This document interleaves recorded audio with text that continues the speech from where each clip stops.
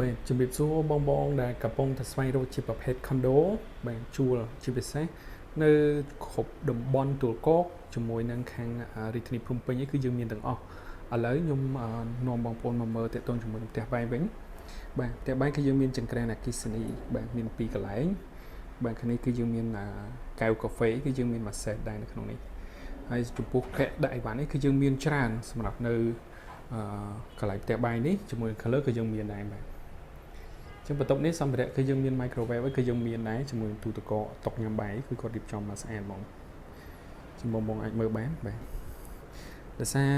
ខ្ញុំថតជាលក្ខណៈទូរស័ព្ទដៃអញ្ចឹងរៀងអង្គើតិចសម្រាប់បងដែលទស្សនាជាមួយនឹងវីដេអូនេះបាទនេះគឺជា view បាយទៅខាងទីក្រុងផ្ទាល់តែម្ដងបងនេះបើសិនជាពេលយប់អីគឺភ្លើងពណ៌ចេញពីអគារមួយគឺស្អាតសម្រាប់បន្ទប់មួយនេះសម្រាប់បន្ទប់នេះគឺយើងនៅជាន់ខ្ពស់នៅជាន់ទី21បាទហើយសម្រាប់បន្ទប់នេះគឺតម្លៃជួលអីគឺគាត់ជួលរៀងធូរត្រឹមតែ550ទេក្នុងមួយខែបាទនេះគឺជាប្រភេទ2បន្ទប់គេងបងយើងមើលបន្ទប់គេងនេះមួយគាត់ថាការរៀបចំរបស់គាត់អត់ទាន់រៀបចំឲ្យ 100% ទេអញ្ចឹង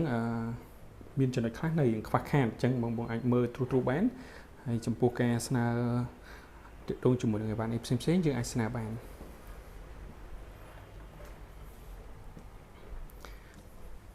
បាទចំពោះបន្ទប់គេងនេះគឺយើងមាន view បាយទៅខាងទីក្រុងដូចគ្នាបងសម្រាប់បន្ទប់គេងធំនេះបាទអញ្ចឹងសម្រាប់បន្ទប់នេះគឺគាត់មានបិទជាមួយនឹងស្កុតជាងអញ្ចឹងមើលទៅរឿងភ្លឺស្អាតជាងគេបន្តិចចំពោះជាមួយនឹង unit ផ្សេងណាចឹងបងដែលចាប់អារម្មណ៍ជាប្រភេទ condo ជួលបងអាចទំនាក់ទំនងមកកាន់ពួកយើងបានសូមអរគុណច្រើនបង